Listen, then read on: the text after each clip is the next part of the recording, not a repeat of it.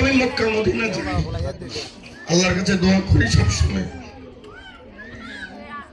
যে রামগতি কমলনগরের নদীভাঙ্গা মানুষকে বাঁচাও। বিশেষ করে আমার জন্ম যেখানে, সেখানে মানুষগুলি আমার কারণে কষ্ট পাচ্ছে, রহমানের রহিম আপনি সাহায্য করেন। আজকে অনেক কষ্ট করে আমাদের এই টপির যারা আমাদের বন্ধু ভাই আত্মীয়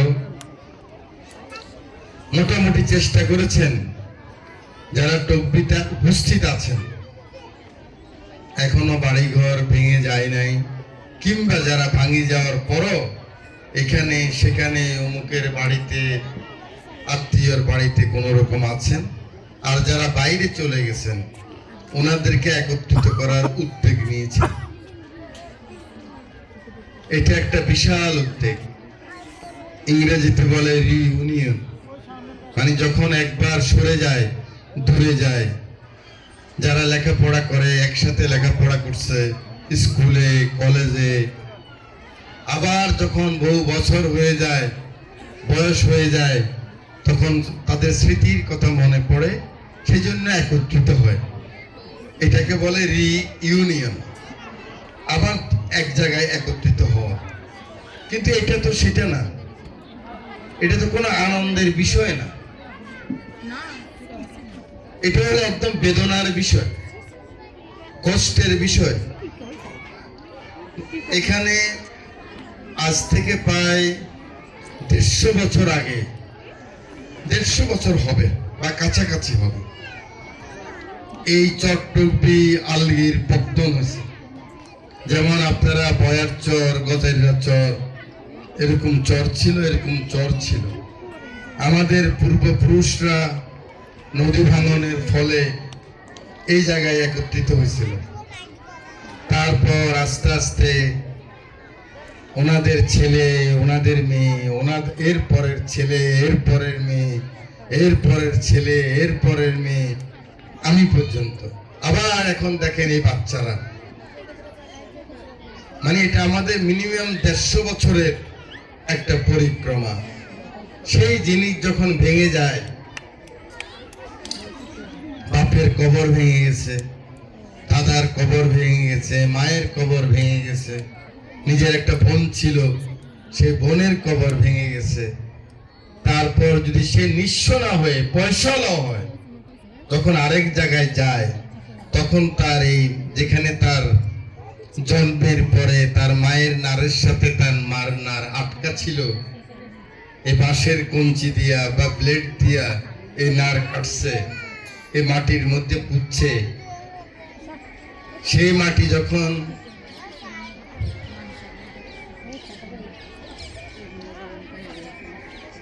নদীর মধ্যে ভেঙে যায়,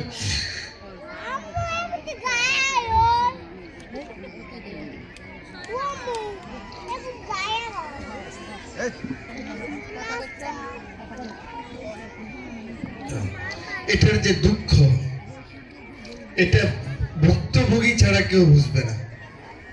আমরা যারা এখনো বাড়িঘর নিয়ে আছি, আমরা কিন্তু অত বুঝবো না, জ্ঞান থাকলে হয়তো এটা বুঝতে পারবে।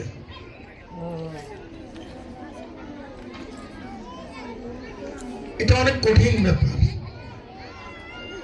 আপনাদের যাদের নদী ভেঙে যাওয়ার পরে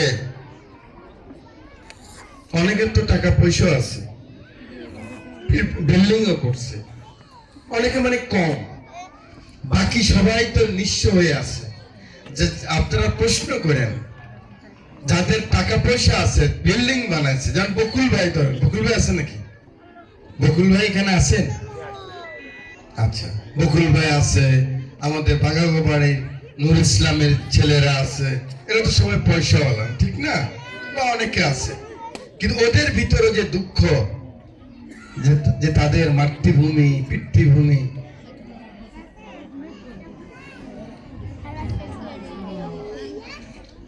বসতে দাও, যে মাটির মধ্যে জন্ম হয়েছে, যেখানে খেলাধুলা করছে, গোলা টুস খেলছে, রেডি খেলছে, ঘুড়ি উড়েছে, সেই মাটি যখন সে ছেড়ে নিঃস্ব হয়ে যায়, তখন তার যে মনে কষ্ট, এটা শুধু ভুক্তভোগী বুঝে। এখন যেমন ধরেন আমার কথাই ধরেন, আমার তো ঢাকাতে থাকার জায়গা আছে, চট্টগ্রামে আমার থাকার জায়গা আছে, তাহলে আমার এত কষ্ট কেন? আমার তো এত কষ্ট লাগার কথা না।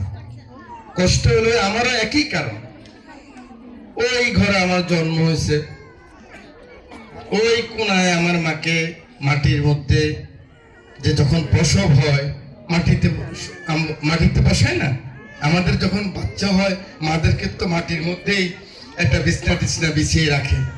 তো সেখানেই তো আমার মার নার কাটছে, হয়তো এই ঘরের পিছনে আমার মা আমার সেই নার কিন্তু এই মাটির পিছনে তো গাড়ি রাখছে নাকি। তো আমি যখন ভাবছি যে এই বাড়িটা ভেঙে যাবে, তা আমার সেই মায়ের স্মৃতি, দাদার স্মৃতি, ভাইয়ের স্মৃতি আমার তো না আসলেও হয়। কারণ আল্লাহ তো আমাকে ঢাকায় থাকার জায়গা দিছে, চট্টগ্রামে থাকার জায়গা দিছে, কমলনগরে থাকার জায়গা দিছে, ঠিক না? কমলনগরে তো আমার বাড়ি আছে, আমাদের বাড়ি আছে। কিন্তু আমি সবসময় বেদনার মধ্যে ছিলাম। তকবির লোককে যখন দেখতাম যে এখান দিয়ে ওই যে ট্রাক্টর ট্রলিতে করে ঘরের চাল নিয়ে যায়, 500 টাকা, আগে তো 500 টাকা 700 টাকা লাগতো, আমি তখন মনে মনে ভাবতাম, হাই, এই মানুষগুলি তো আমাদের আত্মীয়,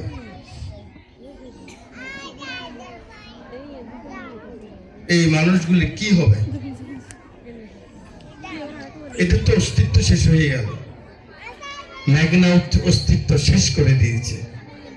রাজনৈতিক কারণে যখন আমি বিভিন্ন জায়গায় যাই, দেখি যে একদম নিঃস্ব লোক হাত বাড়ায়।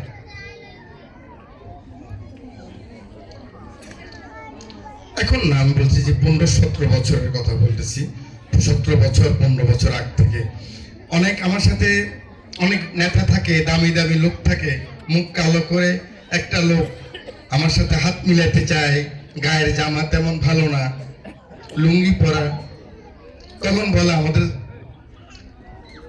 আমি হয়তো চিনিও না তখন, আর আমি তো ছোটবেলায় দেখছি, বলে যে আমাদের চৌকিদার বাড়ি, আমাদের ওই বাড়ি। তো কোথায় থাকবো এখন? ওই জায়গায় থাকি, আছি কোন রকম কষ্ট করে। এরপরে যখন আমার গাড়ি ছেড়ে দেয়, আমি সামনের সিটে থাকি, মনে মনে ভাবি, হায় রে, এরা তো ওখানেই থাকার কথা ছিল, এরা গরিব মানুষ, কত কষ্ট করে আসি আরেকজনের জায়গায়, হয়তো জায়গা কতটুকু কিনতে পারছে, না হয় পারে নাই, জীবনের প্রয়োজনে যুদ্ধ করে, হাড়গুলি দেখা যায়, মুখটা কালো, চুলগুলি এলোমেলো। এটা তো আমরা হতে পারতাম, লেখাপড়া না করলে তো এটাই হতাম। এবং যখন এখানে নদীর কাজ শুরু হইলো, আমি ভাবলাম যে আমার কারণে পুরো টুকু ভাঙে যাবে।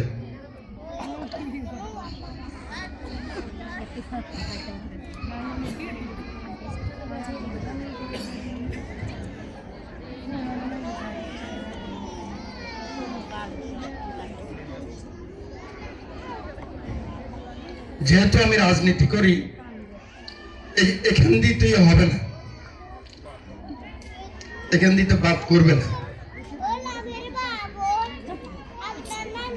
এবং এখান দিয়ে বাদ হচ্ছিল না।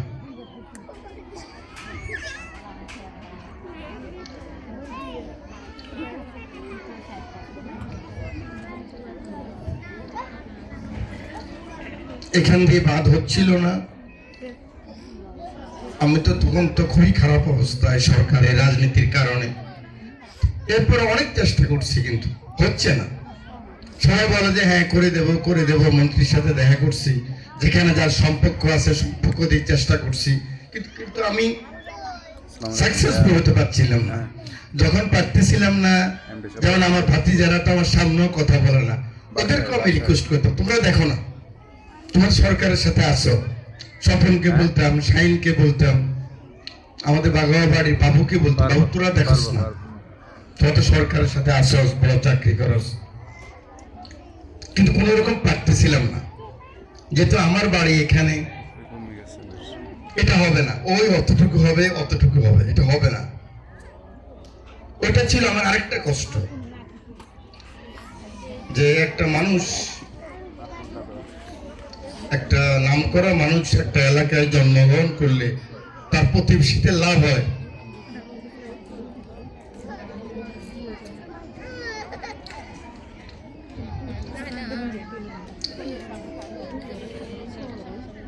তবে আজকে আমি টোটালি ইমোশনাল।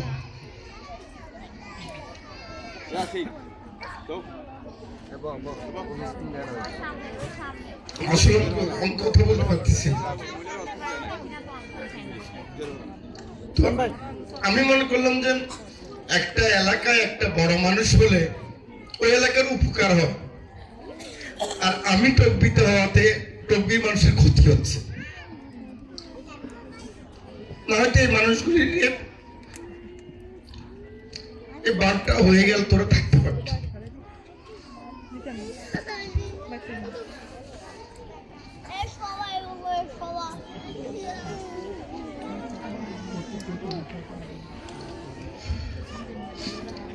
তখন আমি টোটালি অসহায় হয়ে গেছি নিজে নিজে। কিন্তু আমি মক্কা মদিনা যাই, আল্লাহর কাছে দোয়া করি সবসময় যে রামগতি কমলনগরের নদী ভাঙ্গা মানুষকে বাঁচাও। বিশেষ করে আমার জন্ম যেখানে, সেখানে মানুষগুলি আমার কারণে কষ্ট পাচ্ছে, রহমানের রহিম আপনি সাহায্য করেন। আমি এই লাইনে আর চাচ্ছি না, আমি অন্যদিকে চলে যাচ্ছি। এই লাইনে আমি আসলে কথা বলতে পারবো না, আমি এই মুহূর্তে খুবই ইমোশনাল।